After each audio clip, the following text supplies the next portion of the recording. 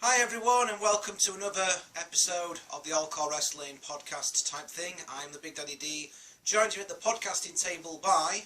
the Little Daddy Ear. And the Little Natty New.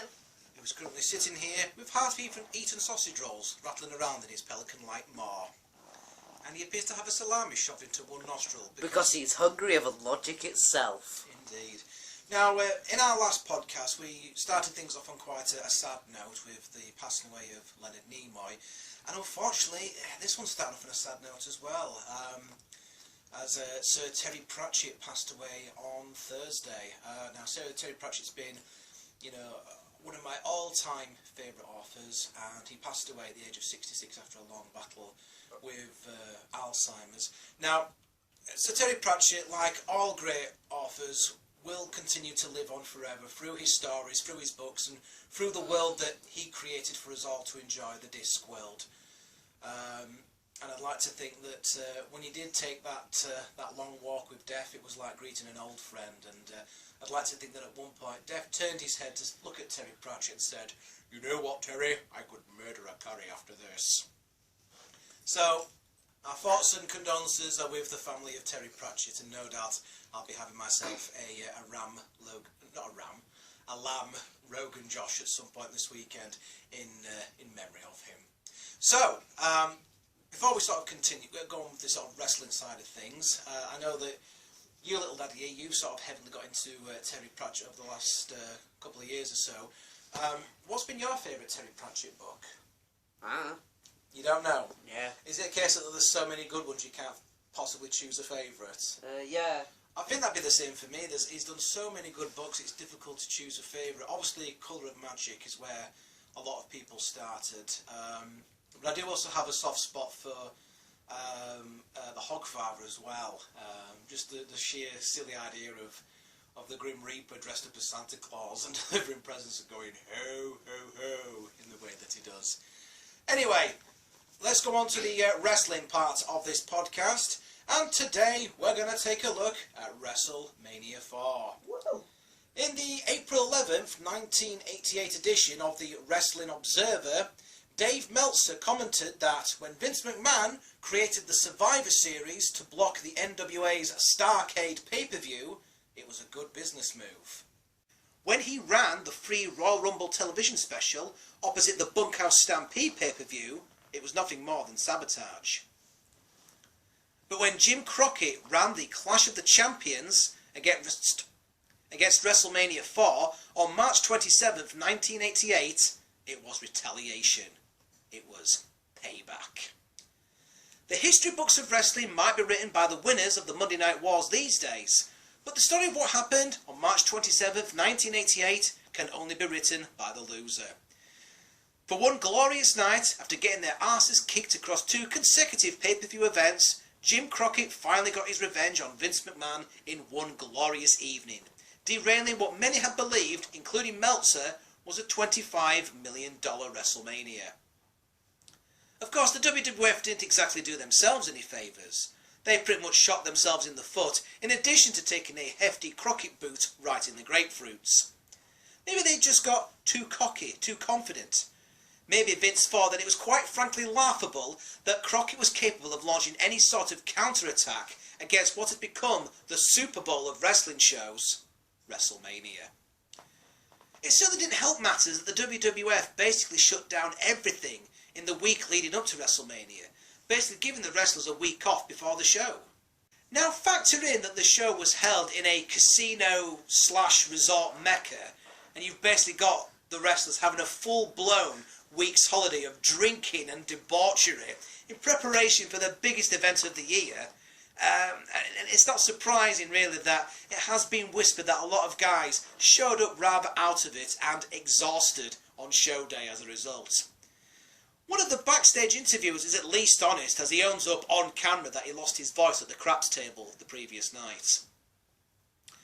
Whilst the Clash had a stout lineup with Sting versus Flair, the Horsemen versus Wyndham and Luger, the Road Warriors and Dusty versus the Powers of Pain and Ivan Koloff, the Midnights versus the Fantastics, and Jimmy Garvin versus Mike Rotunda, it paled to the momentum that the WWF had.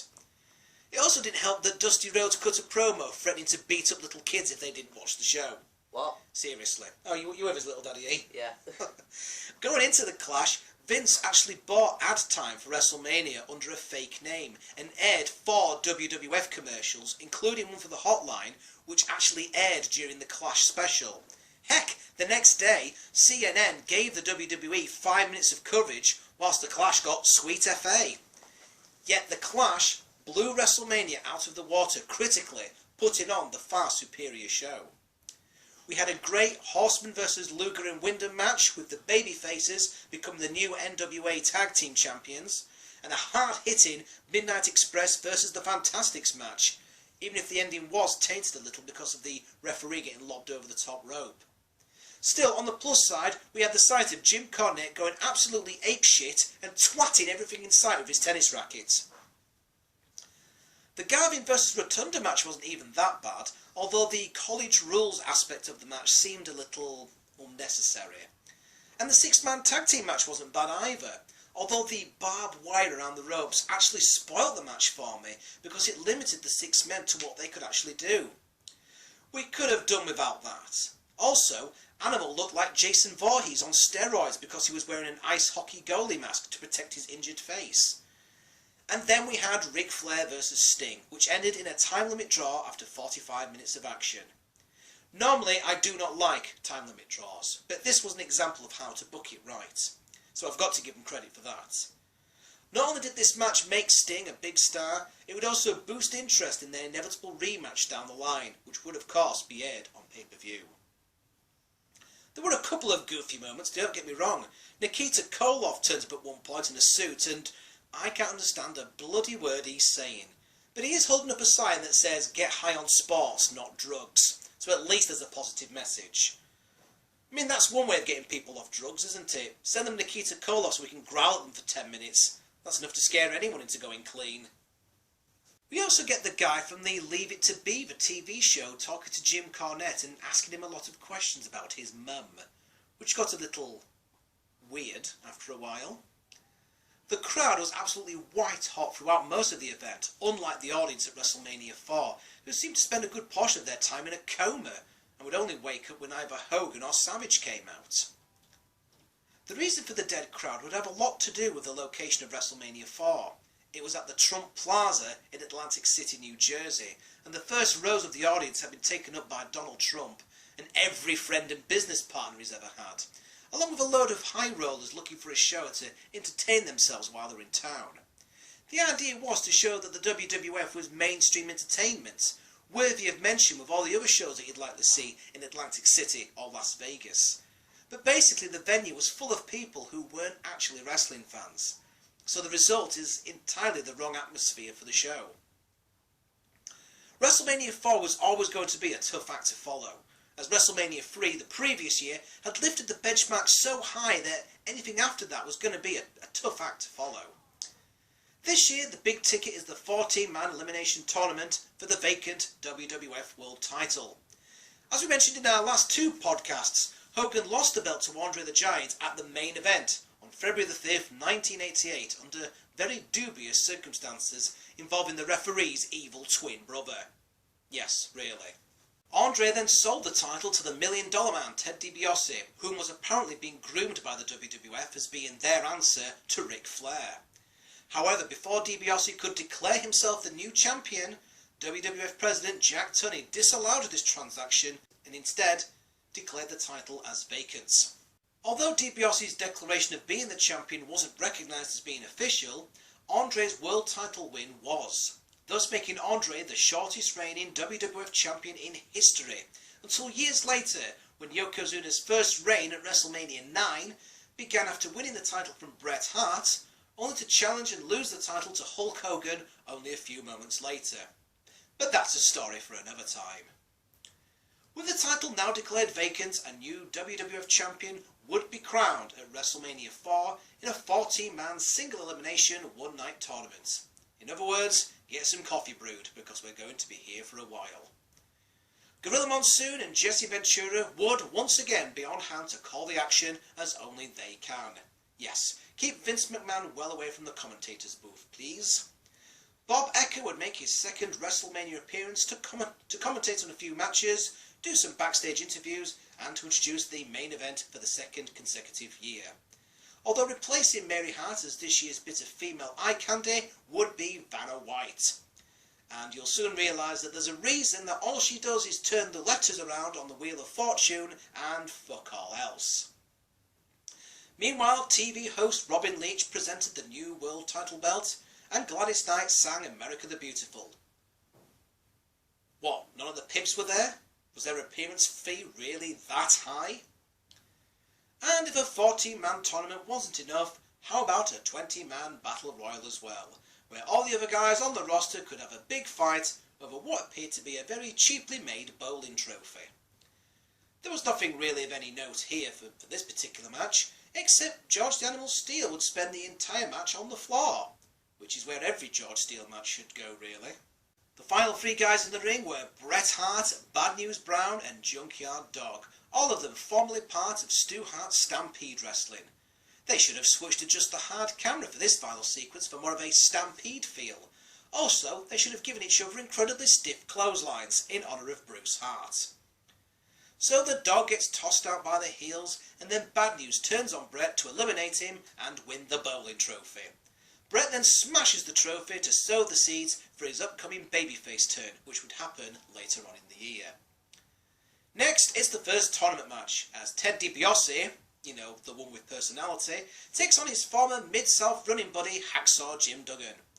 Both men come out to the ring without music, as this is still during the time when only a few guys got their own theme tune. Personally, I actually think Duggan is better without his theme music, which was nothing more than just a speeded up version of Big John Studd's theme music, as it gives the crowd the excuse to just keep yelling "Ho!" and "USA!" as he marches to the ring. As for DiBiase, well, that's a different matter.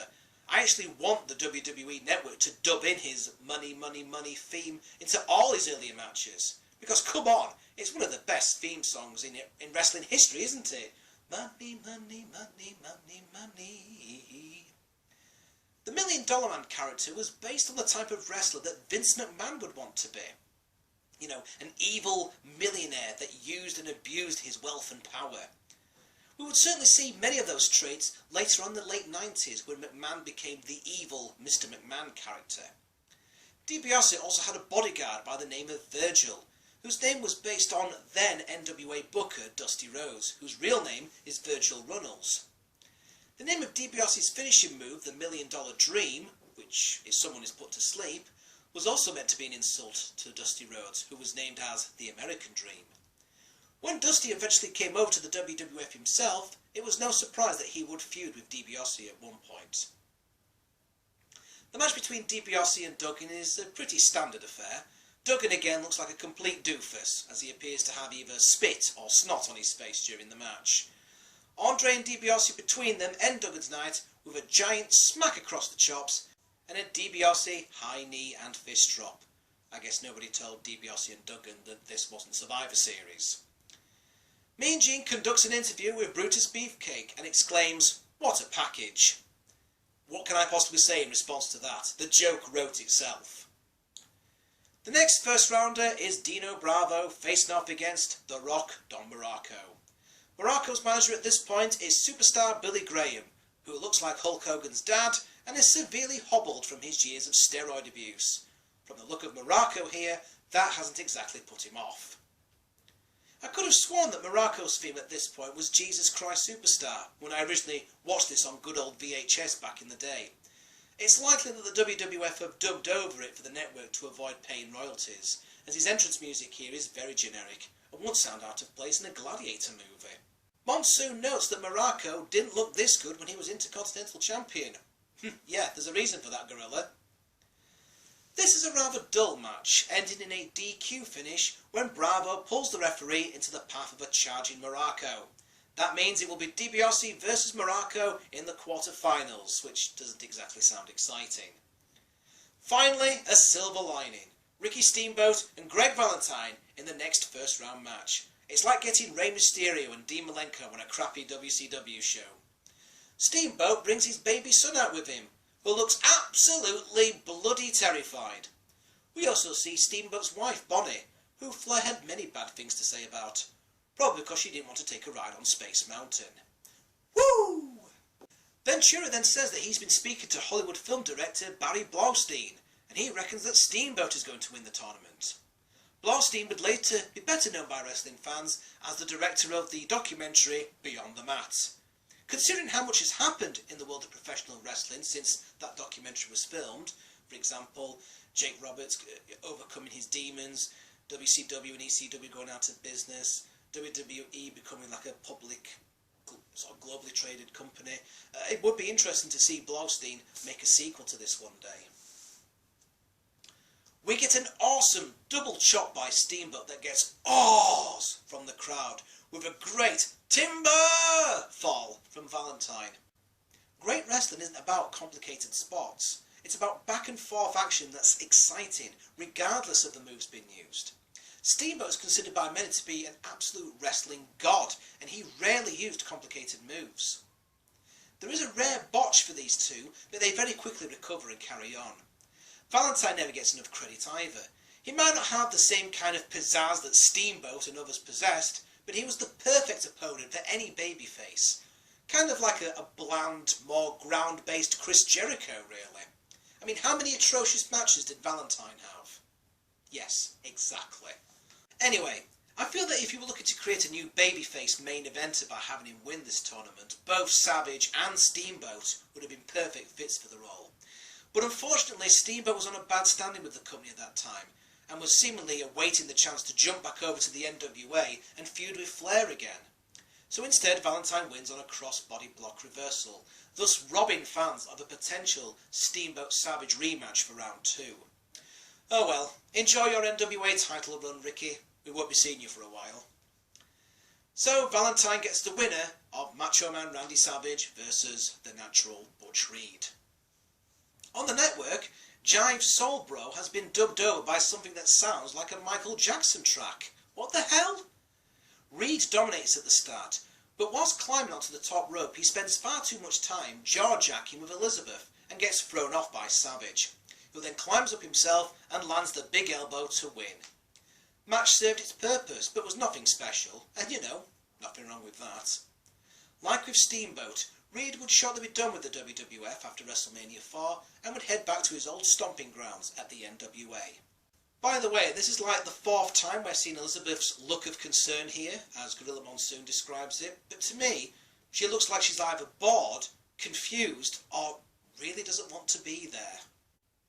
Bob Ecker is backstage as Bobby Heenan gets off his classic line about Ecker putting himself into the Baseball Hall of Fame via self-vote. And Haku gives us a big cheesy grin on camera.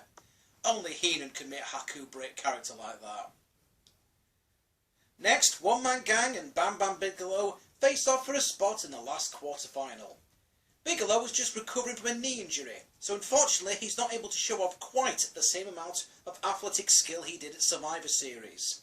But we do get a cartwheel at least. Bigelow takes a cheap count-out loss in order for the gang to advance. Poor Bam Bam. By the way, things don't get any better for Bigelow, as his other big WrestleMania moments include beating up a midget clown and losing to a football player. Now there's a resume for you. One of the few highlights of the show has Hogan cutting a priceless 3-minute promo where he threatens to break Atlantic City off the coastline and save Donald Trump and his family from drowning by them clinging onto his barn door back, but only if Trump gives up his worldly possessions. Again, seriously, I'm supposed to comment on this? Now for the most boring first round match by far, sadly between two very good wrestlers, Ravishing Rick Rude and Jake the Snake Roberts. The seed of the feud between these two had already been planted, but the resulting match in the tournament would be a good cure for insomnia. Long story short, it's a 15-minute match with about 1 minute of excitement, and a chant of boring near the end. The only highlight is the portrait of Jake's wife that's been spray painted on the back of Rude's tights, which seemed to be winking at me throughout the match. So in round 2 we have Hogan vs Andre, who both received byes to the second round, as well as DiBiase vs Morocco, Savage vs Valentine, and token fat bloke in tournament, One Man Gang, getting a bye to the semi-final. But first, for a non-tournament breather, we have the Ultimate Warrior versus Hercules. This was really just to make Warrior look good without the risk of him losing in the tournament. Anyway, these two meatheads run into each other a few times. There's plenty of snarling and chest beating, and that's about it really. The match is so bland that Monsoon and Ventura actually spend a bit of time on commentary talking about Bobby Heenan's lack of gambling success. You certainly wouldn't have gotten that in Savage vs Steamboat. The winner of the match is a little confusing as we get the back suplex finish where the victim raises a shoulder but the attacker doesn't, and yeah, the Warrior wins, I think. Round 2 is underway and it's Hogan vs Andre kicking off. Although the WWF go out of their way not to show any footage of the two Hebners, we do get footage of Hogan saying, "Hell no!" to DiBiase's offer to buy the WWF title from him. This proves that not only did Stone Cold Steve Austin copy his WCW hairstyle from Hogan, but some of his catchphrases as well. He even has Hogan's taste in cosmetic surgery enhanced large-breasted blonde women. The crowd's lukewarm reaction to Hogan's entrance should indicate that a one-night tournament can be a bit of a drag. I mean, this bloody thing is on for 4 hours. When this was released on Coliseum Home Video, it had to come on 2 videotapes. You actually had to take out tape 1 and put in tape 2 during the Hogan vs Andre match. The match was so long you needed to change bloody tapes halfway through. And this match wasn't helped by the fact that it was 15 minutes of rest holds. Meanwhile, a young Randy Orton is making notes somewhere. Oh, hello there, little Natty. No? Hello. Nice of you to join us. Hello. This is like their match from last year's Mania, only with about 70,000 less fans and none of the excitement. Eventually a chair gets involved and both men are disqualified, which deflates the already fed up crowd. For a bonus, Hogan beats the shit out of Virgil in the aisle and recreates his slam on Andre. Hogan poses to celebrate. Celebrate what exactly? Losing his chance to become champion again? This is just like Survivor Series again. You lost, Hulkster. Get out of the bloody ring and quit posing. Ventura states that he could get just as good a reaction if he poses as well, which we'll see later on. Next up, it's Muraco vs DiBiase, and they've got to come out and perform in front of an already pissed off and tired crowd. Even Muraco can't get the crowd behind him as he beats up DiBiase, and this quickly turns into a snoozer. Hot shot off the ropes ends it to give DiBiase the win and send him to the finals. Randy Savage becomes Randy Salvage next, as he and Valentine come out. Ventura says he can't hear Monsoon over the roar of the crowd. Well, Jesse can certainly lie like a politician, that's for sure. I guess we should have seen his future career move coming, really. Winner of this match gets to try and carry the one-man gang in the semis. That's like winning a hot dog eating contest and your prize is getting covered in beans.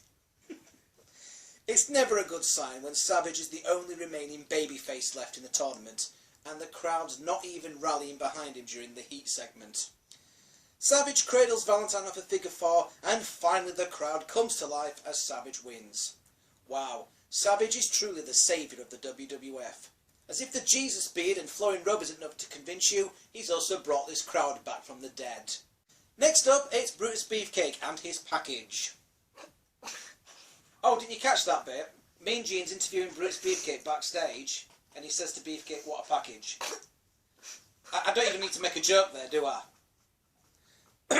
So anyway, Beefcake and his impressive package comes out to challenge the Honky Tonk Man for the Intercontinental title.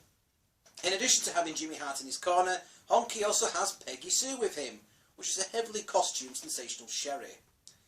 Honky sells Beefcake's offensive moves wildly, whilst Brutus makes lots of crazy, google-eyed faces.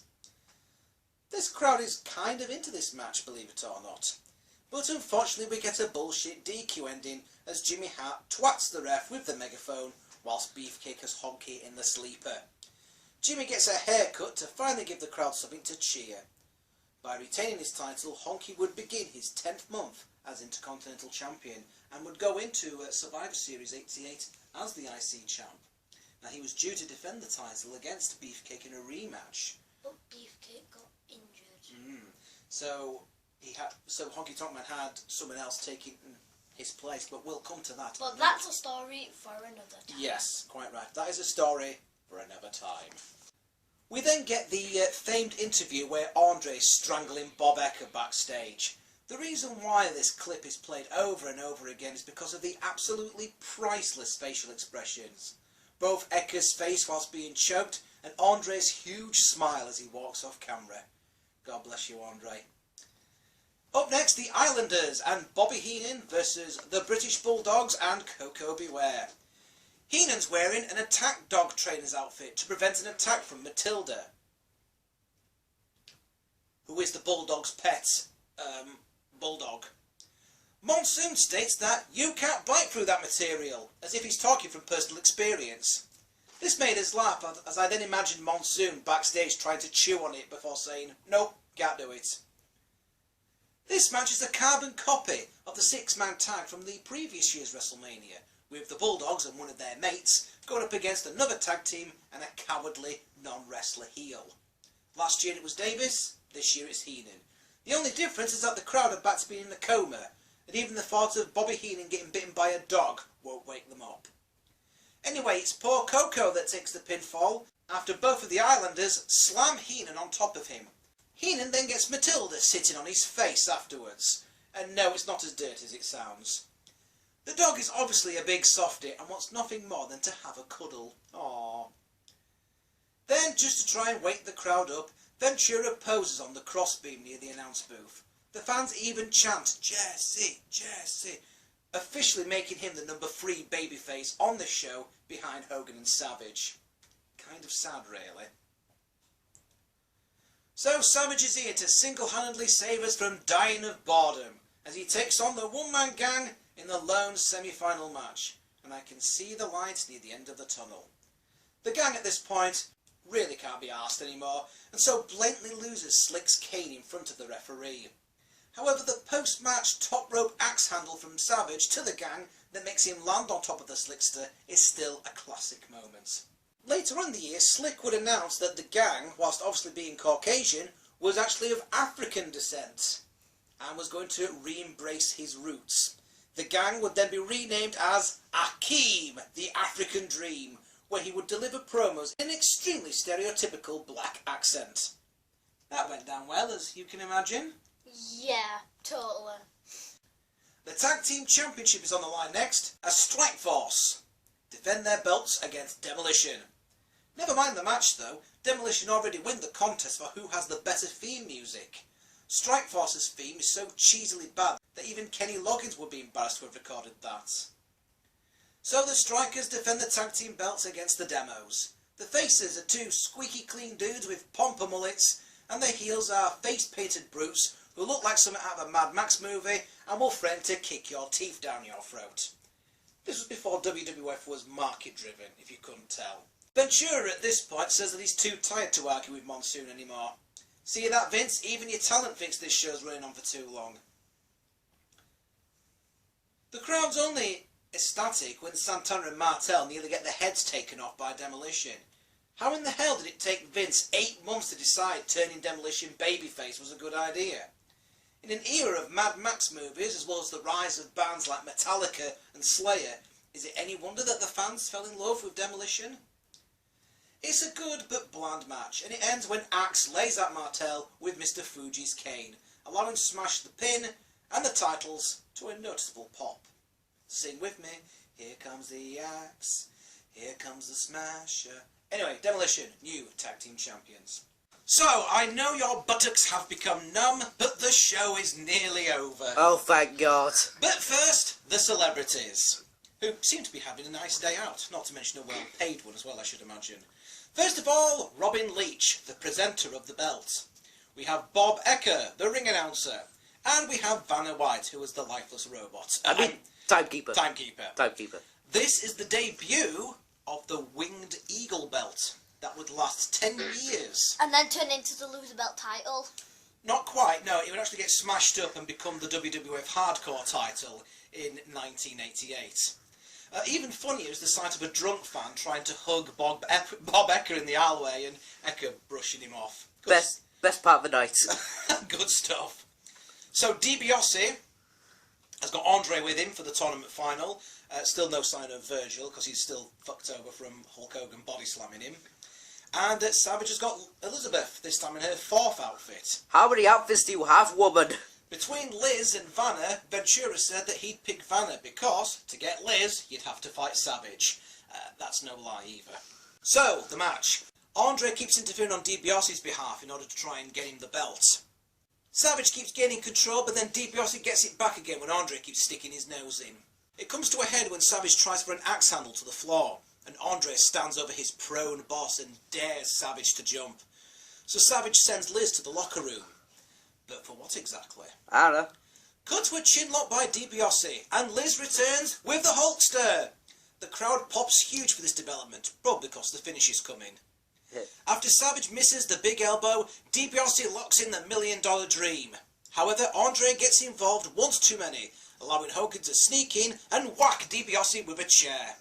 One Savage elbow later, and Macho Man Randy Savage captures his first ever WWF World Heavyweight title. Short match, but still great, thanks to the outside antics of Andre and Hogan. DiBiase's master plan was thwarted, giving the show a nice happy ending. Besides, Savage was the hardest working man in the WWF at that point, so he was more than deserving of this hard-earned moment. Liz actually shows some emotion. First time this evening. What? What is this dark sorcery? Finally, as her and Randy cry real tears, both knowing that Savage earned it with his hard work and dedication alone. WrestleMania 4 might be considered to be a bad show, but it's a career highlight for a man who was one of the greatest wrestlers of all time. Monsoon comments on Hogan, Savage and Liz as, "What a threesome!" Oh my. And this brings an end to Double Entendre Night. So, 16 matches. Maybe 2 or 3 were any good. The main event was too short, but it was the most memorable and historical for sure. I said before that every WrestleMania is recommended viewing, but make sure that you stock up on the stimulants before catching up with this show. Overall, WrestleMania 4 could and should have been the show that buried Jim Crockett for good. With a strong lineup that didn't include a tournament and the WWF hype machine at full force, it would have been a $25 million card that could easily have put the NWA out of business. But instead, the tournament left fans disheartened in what they were going to see, causing them to gravitate towards what Crockett was putting on instead. It certainly looked like Crockett had been successful in making the NWA a legitimate threat to Vince McMahon's WWF. However, 8 months later, Ted Turner and Jim Herd would take over, and everything would go to shit. So enjoy this run while you still can. Curse you, Turner! In conclusion, WrestleMania 4 is worth a match alone for Savage's crowning glory, but maybe just stick to a highlight reel, or be prepared to do a lot of fast forwarding.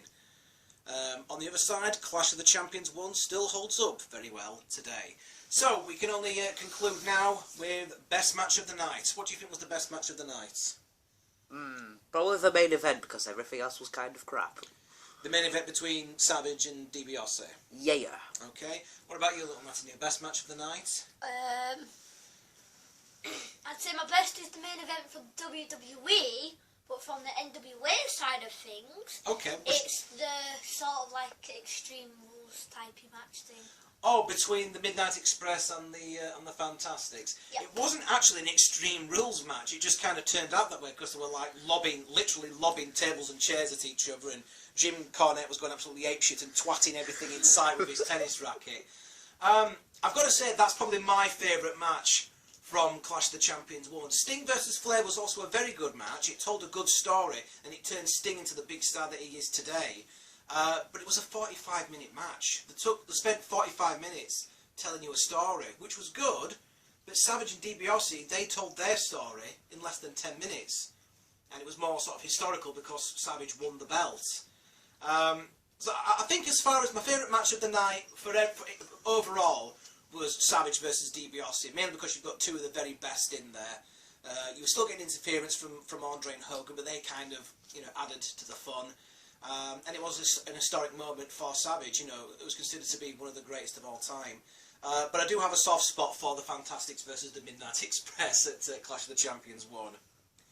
So that is it for another podcast. Be sure to join us next time where we're going to be taking a look solely at a NWA WCW card. It will be the Great American Bash 1988. So we'll be taking a look at that solely because it sort of got to a point where, you know, you weren't getting the NWA and WWF sort of going head to head because I think some of these cable companies were starting to realise, look, stop doing this because, you know, we're losing money out on it over your little spat there. So in the next one we'll be taking a look solely at an NWA card for the first time, and it will be the Great American Bash 1988. So until then, my name is the Big Daddy D. I'm Little Daddy. And I'm the Little Natty New. And we're signing out for another edition of the All-CAW Wrestling podcast video type thing. Bye!